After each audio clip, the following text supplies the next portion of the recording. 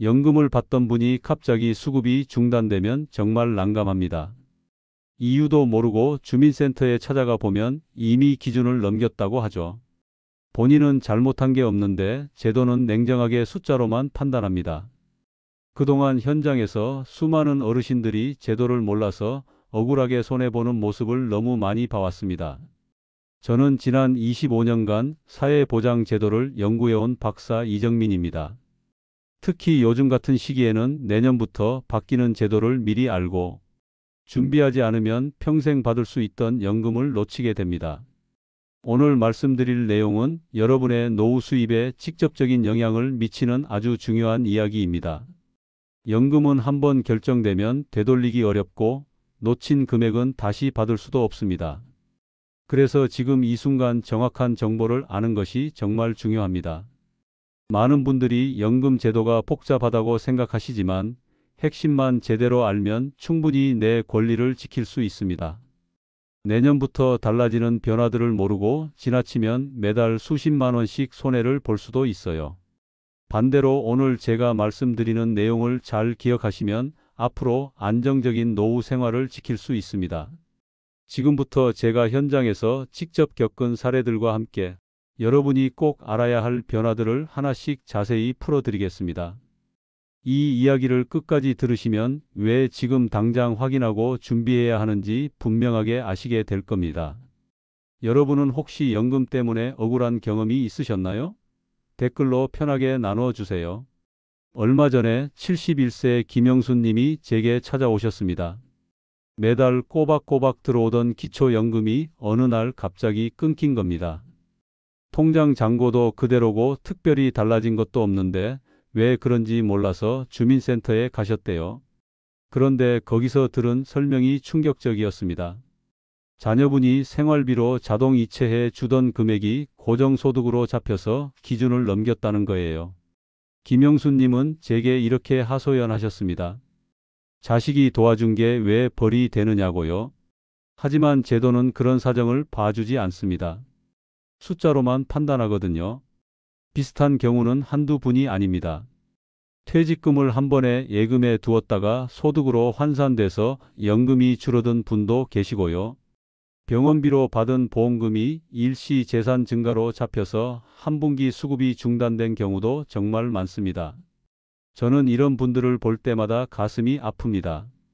조금만 미리 알았더라면 충분히 막을 수 있는 일들이거든요. 그래서 오늘은 이런 억울한 상황을 막는 방법과 함께 내년부터 달라지는 연금 제도까지 자세히 말씀드리려고 합니다. 혹시 아직 구독과 좋아요를 누르지 않으셨다면 지금 바로 눌러주세요. 이 채널은 여러분의 건강한 노후를 응원합니다. 이런 중요한 정보를 더 많은 분들이 알 수 있도록 구독과 좋아요로 응원해 주시면 정말 감사하겠습니다.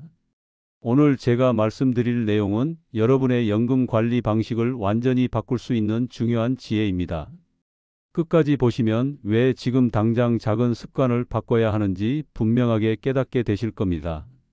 마지막에 나올 관리 방법을 모르시면 지금까지의 노력이 의미 없어질 수 있어요. 이렇게 작은 오해 하나로도 큰 손해가 생길 수 있습니다. 그래서 이제는 우리 일상에서 연금 중단과 직접 연결되는 변화들을 하나씩 짚어보겠습니다. 먼저 가장 큰 변화부터 말씀드리겠습니다. 바로 국민연금 보험료율이 오른다는 겁니다. 2026년부터 지금 9%인 보험료율이 9.5%로 올라갑니다. 그리고 그 이후로는 매년 0.5%포인트씩 계속 인상돼서 2033년에는 13%까지 오르게 됩니다. 국민연금연구원에서 발표한 자료를 보면 이 조치로 기금 고갈 시점이 2065년에서 2071년 사이로 늦춰질 거라고 합니다. 제가 만난 62세 박상호님은 이렇게 말씀하시더라고요. 조금 더 내야 하지만 그래도 나라 제도가 버틴다면 괜찮다고요. 여러분도 지금 자신의 납부 이력을 한번 확인해 보세요.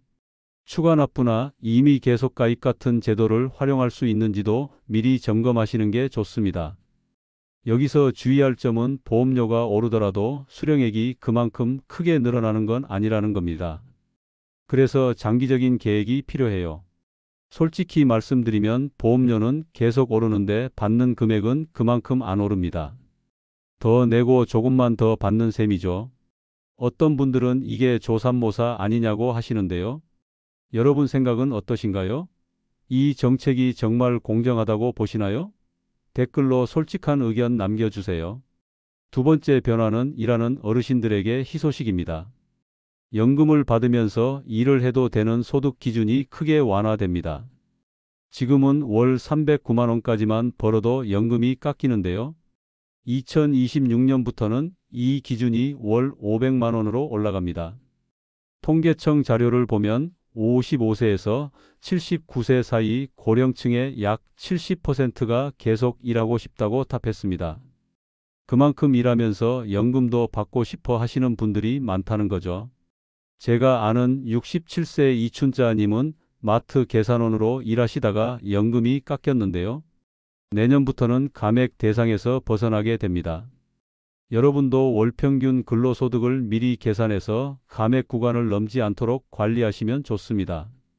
다만 일시적으로 수입이 급증하면 여전히 감액 대상이 될 수 있으니까 조심하셔야 해요. 여러분은 앞으로도 일할 계획이 있으신가요? 세 번째는 기초연금 선정 기준이 올라간다는 겁니다. 2025년 기준으로 1인 가구는 월 228만 원까지, 부부는 364만 8천 원까지 소득이 인정됩니다. 작년보다 기준이 높아진 거예요. 보건복지부 발표에 따르면 이번 기준 완화로 약 7만 명 이상이 새로 수급 자격을 얻게 될 거라고 합니다. 실제로 70세 조인숙님은 작년에는 탈락하셨는데 올해 기준이 완화되면서 다시 대상이 되셨어요. 가까운 주민센터나 복지로 사이트에서 본인 소득 인정액을 꼭 다시 확인해 보세요. 여기서 중요한 건 부동산, 예금, 자동차까지 모두 포함된다는 겁니다. 단순히 월급만 보고 판단하시면 안 됩니다. 혹시 기준이 바뀐 걸 모르고 그냥 포기하신 분은 없으신가요? 네 번째 변화는 자동차 기준이 완화된 겁니다. 예전에는 배기량을 따졌는데 이제는 그 기준이 완전히 없어졌습니다. 지금은 중고차 시세가 4천만 원을 넘는지만 봅니다. 복지부 조사에 따르면 이 변경으로 약 2만 명이 새로 수급권을 얻게 된다고 합니다. 73세 장영호님은 예전에 타던 SUV 때문에 탈락하셨는데요. 지금은 차량 시세가 떨어져서 다시 신청할 수 있게 되셨습니다. 자동차 시세는 국토부 자동차 365 사이트에서 확인할 수 있습니다. 필요하면 증빙 서류를 제출하시면 되고요. 다만 차량을 바꾸거나 매매할 때 즉시 신고하지 않으면 불이익이 생길 수 있으니 조심하세요. 혹시 차량 때문에 수급이 막혔던 경험 있으신가요? 다섯 번째는 연금 감액이나 중단을 막는 관리법입니다. 요즘 자녀 용돈, 퇴직금, 일시, 입금 같은 게 소득으로 잡혀서 연금이 중단되는 사례가 정말 많이 늘고 있습니다.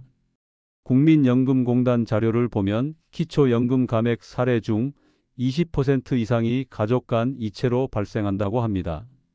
제가 아는 68세 써미자 님도 자녀분이 자동 이체로 보내준 생활비 때문에 3달간 연금이 끊기셨어요. 고정 자동 이체 대신 비정기 송금으로 바꾸시고요. 입금할 때 메모를 꼭 기재하세요. 증빙 자료도 따로 보관해 두시는 게 좋습니다. 퇴직금이나 보증금은 일반 예금 대신 분산해서 관리하거나 증빙 자료를 첨부하셔야 합니다. 자식이 보내준 용돈이 소득으로 잡히고 평생 낸 돈을 받으려는데 기준이 이렇게 복잡하고 까다롭습니다. 왜 이렇게 복잡하게 만들어 놨는지 이해가 안 되는 분들도 많으실 겁니다. 여러분은 이 제도가 합리적이라고 생각하시나요? 혹시 이런 이유로 갑자기 연금이 끊긴 적 있으신가요? 댓글로 말씀해 주세요. 여섯 번째로 말씀드릴 건 연금 수령 나이와 관련된 변화입니다. 현재 출생 연도에 따라 수령 나이가 다른데요. 1969년생 이후부터는 만 65세부터 받게 됩니다. 이 부분을 미리 확인하지 않으면 신청 시기를 놓칠 수 있어요. 제가 상담했던 66세 한명숙님은 본인이 64세부터 받을 수 있는 줄 알고 신청을 늦게 하셨습니다. 그 기간 동안 받을 수 있던 금액을 놓치신 거죠. 여러분도 본인 출생 연도에 따른 수령 나이를 정확히 확인하세요. 일곱 번째는 조기 수령과 연기 수령에 대한 겁니다. 최대 5년까지 당기거나 미룰 수 있는데요. 당기면 매달 6%씩 줄어들고 미루면 매달 7.2%씩 늘어납니다. 75세 최동훈님은 건강이 좋지 않아서 조기 수령을 선택하셨는데 지금은 후회하신다고 하더라고요. 생각보다 오래 사시면서 줄어든 금액 때문에 생활이 빠듯해지셨거든요. 본인 건강 상태와 가족력, 재정 상황을 종합적으로 고려해서 결정하셔야 합니다. 여덟 번째는 부부연금 수령 방식입니다. 부부가 각각 연금을 받는 경우 기초연금은 각각 금액의 20%가 감액됩니다. 하지만 배우자 중 한 분만 조건을 충족하면 배우자 가상금을 받을 수 있어요. 69세 정경희 님 부부는 이 사실을 모르고 따로 신청했다가 나중에 알고 방식을 바꾸셨습니다. 부부 상황에 맞는 최적의 수령 방법을 미리 상담받아 보시는 게 좋습니다. 이렇게 바뀐 제도들은 앞으로 여러분 노후 생활의 기본 틀이 됩니다. 이제는 실제로 어떻게 신청하고 지켜야 하는지 구체적인 방법을 살펴보겠습니다.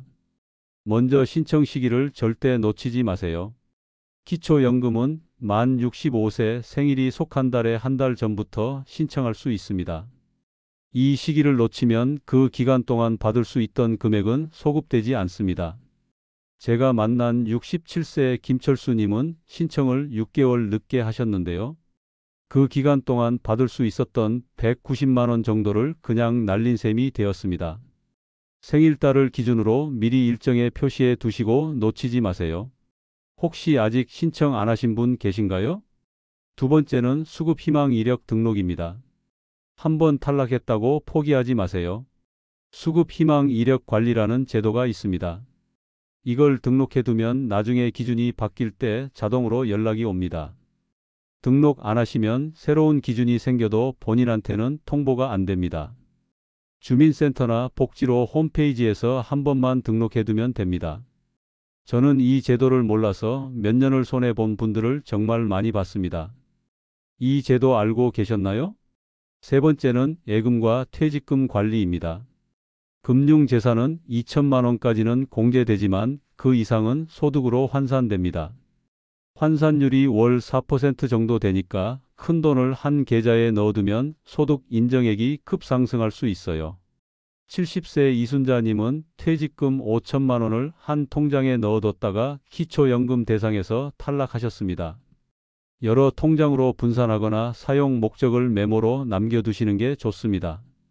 혹시 퇴직금을 그대로 통장에 두신 분 계신가요? 네 번째는 자녀 송금 패턴을 조정하는 겁니다. 매달 같은 날짜에 같은 금액으로 입금되면 고정소득으로 간주됩니다. 자동이체보다는 필요할 때 비정기적으로 송금하는 게 유리합니다. 금액과 날짜를 달리하시고요. 입금할 때 생활보조 같은 메모를 남겨두세요.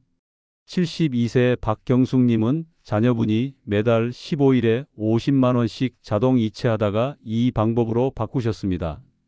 자녀가 자동이체로 보내주고 있진 않으신가요? 다섯 번째는 연금 결정 전 최종 확인입니다. 연금은 지급 결정 통지서가 발급되면 변경이 불가능합니다. 조기 수령, 연기 수령, 분할 연금 같은 건 그때 결정한 대로 평생 갑니다. 서명하기 전에 반드시 전문가 상담을 받으세요. 서류 사본도 꼭 확인하시고요. 64세 조영호님은 급하게 서명했다가 나중에 후회하셨습니다. 지금 받는 연금이 정말 최적의 선택인지 확인해 보셨나요? 한번 결정하면 바꿀 수 없다는 게 정말 억울한 부분입니다. 이런 중요한 결정을 왜 되돌릴 수 없게 만들었는지 의문이에요. 여러분은 이 규정이 국민을 위한 건지 아니면 관리 편의를 위한 건지 어떻게 생각하시나요? 여섯 번째는 소득 변동 신고입니다. 일을 시작하거나 그만두었을 때, 재산이 크게 변했을 때는 즉시 신고해야 합니다. 신고 안 하면 나중에 받은 금액을 전부 토해내야 하는 경우도 생깁니다. 제가 상담했던 68세 김동수님은 아르바이트를 시작했는데 신고를 안 했다가 1년치를 환수당하셨습니다. 변동사항이 생기면 꼭 바로 알려주세요. 7번째는 정기적인 서류 확인입니다. 매년 기준이 바뀌고 본인 상황도 변하니까 1년에 한 번씩은 꼭 확인하세요. 주민센터에 가서 소득인정액 모의 계산을 해보시는 것도 좋습니다. 8번째는 가족 간 재산 이동을 조심하는 겁니다. 자녀에게 증여하거나 배우자와 명의를 바꾸는 것도 다 기록에 남습니다. 5년 안에 처분한 재산도 환산에 포함될 수 있으니 전문가와 상담 후 진행하세요. 9번째는 건강보험료 연계를 확인하는 겁니다.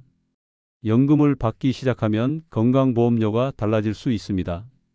특히 직장에서 퇴직하고 지역가입자로 전환되면 보험료 부담이 커지니까 미리 계산해 보세요. 10번째는 복지 사각지대 해소입니다. 기초연금 외에도 노인 일자리, 에너지 바우처, 통신비 감면 같은 다양한 복지 제도가 있습니다. 한꺼번에 신청할 수 있는 것도 많으니까 꼭 알아보세요. 이제 마지막으로 오늘 내용을 정리하고 앞으로 우리가 준비해야 할 방향을 함께 짚어보겠습니다. 오늘 말씀드린 내용을 한마디로 정리하면 이렇습니다. 연금 제도는 계속 바뀌지만 그 변화가 바로 내 노후의 방향을 바꿉니다. 모르면 손해보고 아는 만큼 지킬 수 있습니다. 예전에는 단순히 얼마를 받느냐가 중요했다면 이제는 언제, 어떤 방식으로, 어떻게 관리하느냐가 훨씬 더 중요해졌습니다. 제도가 복잡해진 만큼 우리가 챙겨야 할 것도 많아진 거죠. 연금을 제대로 관리하지 않으면 자녀 용돈 하나, 통장 한 줄 입금 때문에 수급이 끊길 수도 있습니다. 실제로 그런 분들을 정말 많이 봤습니다. 억울하게 손해보시는 모습을 볼 때마다 가슴이 아팠어요. 반대로 신청 시기와 공제 기준만 제대로 알아도 매달 몇십만 원을 안정적으로 지킬 수 있습니다. 작은 차이 같지만 10년, 20년 쌓이면 정말 큰 금액이 됩니다. 한 달에 30만 원만 차이 나도 1년이면 360만 원, 10년이면 3,600만 원입니다. 내년부터는 보험료율도 오르고 기준도 바뀝니다. 일하면서 받을 수 있는 금액도 늘어나고 자동차 기준도 완화됩니다. 이런 변화들을 모르고 지나치면 받을 수 있는 돈을 못 받게 되는 겁니다. 오늘부터 할 수 있는 단 하나의 행동이 있다면 바로 본인 또는 부모님의 연금 상태를 다시 확인해 보는 겁니다. 신청은 하셨는지, 기준 완화로 새로 대상이 되진 않으셨는지, 감액 사유가 있진 않은지 꼭 한번 점검해 보세요. 주민센터에 가시는 게 번거로우시면 복지로 사이트에서도 모의 계산을 할 수 있습니다. 전화 상담도 가능하니까 부담 갖지 마시고 꼭 확인해 보세요. 지금 확인하는 신분이 앞으로 몇천만 원을 지킬 수 있습니다. 제가 25년간 현장에서 일하면서 느낀 건 정보를 아는 사람과 모르는 사람의 노후가 정말 다르다는 겁니다. 똑같은 상황인데도 어떤 분은 매달 안정적으로 받고 어떤 분은 탈락하십니다. 그 차이가 바로 정보입니다. 여러분은 이미 오늘 이 영상을 끝까지 보셨으니까 중요한 정보를 얻으신 겁니다. 이제 주변 분들에게도 꼭 알려주세요. 부모님, 친척, 이웃 어르신들한테 공유해 주시면 정말 큰 도움이 됩니다. 다음 영상에서는 연금 수령 후 건강보험료가 왜 달라지는가를 자세히 다룰 예정입니다. 많은 분들이 궁금해하시는 내용이라 꼭 준비했습니다. 건강보험료 부담 때문에 연금을 포기하시는 분들도 계신데요. 그럴 필요 없는 방법들을 알려드리겠습니다. 오늘 내용이 도움이 되셨다면 구독과 좋아요 꼭 부탁드립니다. 여러분의 노후를 든든하게 지키는 이야기를 계속 이어가겠습니다. 영상 보시면서 궁금한 점이나 개인적인 상황이 있으시면 댓글로 남겨주세요. 가능한 한 답변 드리겠습니다. 마지막으로 한 가지 질문 드립니다. 평생 보험료 내고 나중에 받으려니 기준은 복잡하고 감액은 쉽게 됩니다. 이 연금 제도 정말 국민을 위한 제도라고 생각하시나요? 아니면 뭔가 바뀌어야 한다고 보시나요?